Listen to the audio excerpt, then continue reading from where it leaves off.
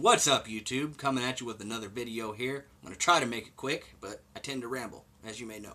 So, bear with me, because we're going to do something a little bit different that I haven't done since my early YouTube days. I'm going to be doing a review video. What am I reviewing, you might ask? Boom. Tom Clancy's The Division on PlayStation 4. That's what we're going to be talking about today. Okay, so I got my handy-dandy notebook. Got my notes on here so I don't go off on tangents, which I probably will anyway, but bear with me. So, right off the bat, I want to say, at this very moment, not counting the game sitting there idling, waiting for me to play it to do my dailies, I have 52 and a half hours logged. That's a lot, I know, but there's probably players out there that have maybe twice that, maybe more. I'm sure there are. Now, 52 and a half hours logged. I just want to say that the game is not 52 and a half hours. 52 and a half hours is a lot of loot grinding. Basically, that's it. You can actually complete the main story of the game roughly between 10 and 15 hours. And I say roughly between 10 and 15 hours because it all depends on if you're going it solo or with a group of friends. Now, before we get too heavy into that part, let me talk about the story a little bit. I'm sure you all know, or watching videos or doing your research, if you're looking to buy the game, or if you played the game and you're just watching random Division videos, because they're kind of lacking on YouTube right now. They're starting to come out. All the big reviewers are starting to do their videos and get them out there now that they've had time to get to in-game and make, videos and reviews and whatnot. But I just want to put my 2 cents out there of my personal experience. So this is all my personal opinion, so take it with a grain of salt. It could be completely different for you. That being said, the story is about a smallpox outbreak in New York, and your job is to find the guy who started it all and basically take him out.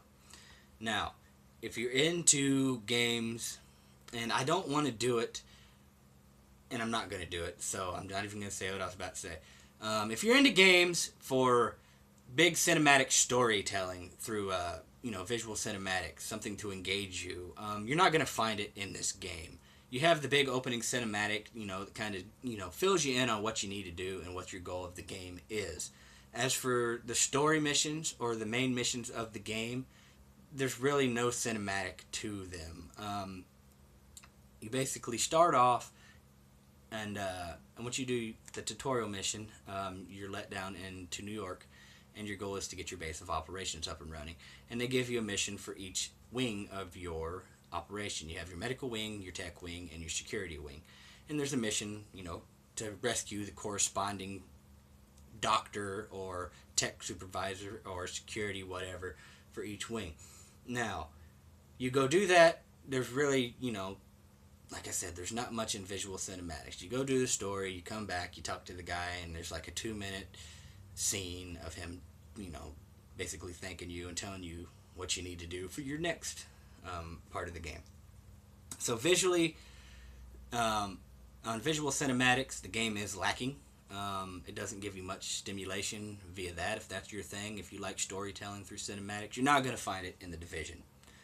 Okay, now, about the main missions.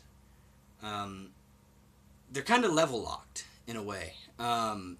You'll find yourself grinding zones and side missions and encounters to get yourself up to level to continue the actual story, which is understandable in an MMO, and but a lot of people, don't expect that. They just want to go out, shoot, loot, and beat the game. You're going to be kind of stuck behind a wall until you can get your level and your equipment up to where you need to be to successfully either solo the mission or have a group carry you. Now, there is matchmaking, but you risk getting in with a group of, some good people are out there, but some people, they won't do missions with lower level people, even if they're just trying to go back in a harder mode difficulty. You can set matchmaking up to more specific to what you're looking for, but you always run the risk of getting kicked out for not being equipped properly. If you have a group of friends online, you can, if they're higher level than you, have them help you maybe get through that higher level story mission that you can't quite beat by yourself. But if they are higher level, the game is set up in such a way that the enemy's levels are going to correspond to the highest level member in your group. So if you're level 14 trying to do a level 16 mission and you got 3 level 30s in your group that are your buddies, all the enemies are going to be level 30 roughly, and you're going to have a hard time either way because you're going to not be equipped for that. So there's that.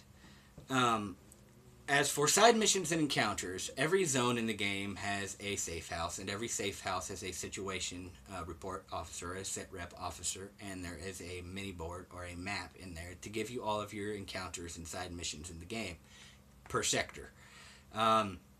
As for the encounters and side missions in the game, there's not much variation. Again, this is my 2 cents. There's not much variation. Every encounter and side mission in this game is go here, save this person, go here, defend this object, go here, link up a satellite, go here, scan the contaminated area, wash, rinse, and repeat in every sector. So that is a grind. Not having any variation between every side mission and not having any story to the side missions or encounters. It's the same thing over and over again in every sector. So expect a lot of grinding of a lot of the same shit to get your level up so you can actually do the story. Now, once you get your level high enough to get to the story you're trying to do, again, it's a lot of the same shit. It's the same enemies. They get tougher, and the bosses don't really vary. You're not going to see big, badass bosses like you will in some other MMORPGs or open world games. They're just going to be people that are usually heavily armored, with a heavy weapon of some sorts, and that's it. There's no enemy variation really. I think there's 3-4 different sets of enemies. Repeat, rinse them off, and throw them back in there. They repeat the same dialogue over and over again. I can't tell you how many times I've killed Alex. Some of you might understand that. Okay, the world. The world itself is beautifully recreated post-smallpox outbreak New York. That being said, besides the encounters, there's a lot of walking from waypoint to waypoint, from encounter to encounter, from side mission to side mission with nothing to do. Nothing to do. There's no random encounters. There's no public events. There's nothing to engage you besides little sets of mobs or enemies in the world. And they're few and far between themselves. Now, I don't know why Ubisoft set it up to where the world is instance, so to speak. And what I mean by that is, if you fast travel to a safe house, you can see all the other PCs, playable characters, in the game, all the other people in the safe house. But once you walk out the door to the safe house, you're set to your own world. So there's no other random people out there to help you or for you to help them unless you join up in a group and they go to your world or you go to your world. So that makes public events or random happenings pretty much impossible at the moment. I hope they do fix that, because I would like to see other players actually running around in the world, and it would be nice. Like any other MMO that's out there, there's hubs, and usually when you leave the hub, you can follow that group of people and see what they're doing, or just see people out in the world, doing what they do. That's not the case in this game. You kind of just feel alone in a big world on a big map with nothing to do except for the same old shit. Now, I'm not saying that's a bad thing. I really enjoyed this game. I'm just telling you my honest opinion. There's not much going on in the world except for beauty. Okay? Now, the team aspect of the game, which I had described earlier, brings a lot to the table. If you're trying to solo a mission, it can be done. But there is the team aspect to where you can get a group of friends together, and it completely opens up a completely different tactical standpoint. So always try to get your buddies to play the game. Con them into buying it. That's the best thing you could do. It's really fun when you can get a group of people together, especially in chat. All right. Collectibles. There's certain perks in the game, I believe through the tech wing, that once you clear a sector, which I have done every sector. There's nothing on my map left to do except for dailies. You clear a sector, and once you clear a sector, you have the opportunity to have all the collectibles pop up on the map. And if you're like me, I like to 100% a game as soon as I can. So before I even touch the story missions, I clear sector by sector to what I can, then go do the story in that sector, clear, repeat, and then collect everything. Now, On some forums and there's some YouTube videos out there, there are collectible glitches. It's happened to me, and it bugs me to no fucking end. I have everything on the map. There's nothing on my map at all. But I'm missing collectibles. I'm missing a drone, I'm missing some echoes, and I'm missing one phone. It's a pet peeve of mine. I can't complete it. There's no way unless they patch it. Other people are having the issues. There's forums out there discussing it. I've seen tweets about it. I've tweeted myself about it. So, if you experience any glitches like that in the game, let me know down below. Okay. It is a shoot and loot game, so you're forever grinding to get the best gear. Alright? And if that's not something that you'd be interested in, if you just want to get a gun and go through and complete the stuff, get it done as quick as possible, you're going to have a tough time because you need to grind to get better weapons to be better equipped to take on the enemies. DPS over damage is something I wanted to talk about too.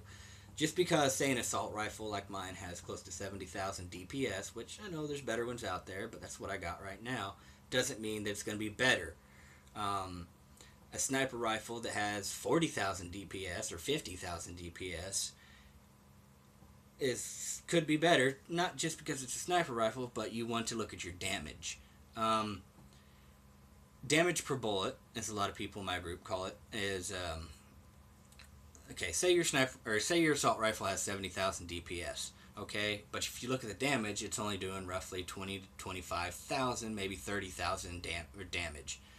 As a sniper rifle that has 50,000 DPS, which is significantly lower, but each bullet is going to do significantly higher damage. So I'm guaranteed that 30 to 35,000 per bullet body shot, and plus the critical via headshot. So I don't want to get too much into that. I don't want to break down the RPG. I kind of want to wrap this up. Dick players. Dick players are out there. They're out there in every online game. So if you're going to matchmake, maybe you're having trouble soloing a level and you want to matchmake, there are asshole players out there that will kick you from the group if you don't have the equipment that they feel you need. It happens in every game. It's going to happen to you. You're just going to have to move on and either try to solo it or get your buddies to help you or try for another group. Also, dick players, excuse me, I want to talk about the Dark Zone real quick. The Dark Zone is the PvPvE area. You don't have to go in there strictly for PvP. It's not essentially a PvP area. There's no point to go in there and just randomly kill players unless you're an asshole and want to take all their hard-earned loot. It's going to happen to you. There's no doubt about it. So watch your back in the Dark Zone. The Dark Zone is also set up in brackets based on your level. I would recommend waiting to go to the Dark Zone for end-game loot grinding. That's going to be your best bet. Once you hit level cap in your end game, you're going to want to go in there with a group of people to the highest sector that you guys can handle and grind for loot. But there's other players in there as well, as you may know, and they do have the opportunity to shoot you in the back of the head while you're waiting for that extraction chopper to come in and take all of your hard-earned gear. It's frustrating, but it's fun. It does give you a sense of adrenaline and a sense of urgency to get your shit and get it out of there as fast as possible. Not only do you have to worry about the playable characters in there, but you also have to worry about the high-leveled NPCs that if you're not properly equipped to take out, will burn through you fast. So, that brings me to end-game content. I'm going to have a vape and we'll get into that. Okay. End-game content. There's not much. There's not much at all. Like I said, there's not much in the way of visual cinematics. There's not much of a way of storytelling in the game. There's some done through intel that you collect, but it's usually found footage or dash cam, security cam, cell phone footage. And it's usually a couple seconds to, a couple minutes long. It doesn't really fill you in on anything. In-game is... You have 3 daily missions you can do every day. That's your end game. And all it is a hard mode version of the story mode that you've already completed. Basically, it's just harder enemies with more armor. You have 2 hard modes usually, which if you're geared properly, you can have no problem soloing, which is what I'm about to do right now, as soon as this video gets done. There's also a challenge mode, which you're going to definitely need a group of 4 people with high-level gear to complete. We have some trouble completing some of them in my group right now, and we don't have the best gear in the game, but a lot of us, we all have purples and golds, so we're getting there. It is a grind. The game is definitely a grind. So if that's something you're into, if you're an MMO freak and you love the grind, it's there. It's real. But the variation is not. As for enemies, like I said previously, they're all recycled enemies. There's no big major bosses. It's usually just a heavy armored machine gunner. And I think I touched on everything I wanted to touch on. I'm pretty sure I did. If you enjoyed the video, let me know down below. I really appreciate it. If you made it to the end, thanks for watching my ramblings. But that's my 2 cents, my personal experience about the game. Do I like it? Yes, I do like The Division. Would I recommend it as a buy? I totally would, if you're into that kind of thing. There's other reviewers out there that they definitely give better reviews than I do, but that's just my personal experience. So, take it with a grain of salt, people. Thanks for watching, as always.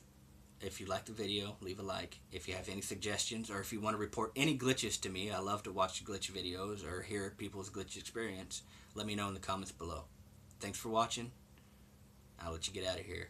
Go check out The Division. I recommend it. It is fun. It is fun. Thanks for watching. Look forward to future DLCs. Later, everybody.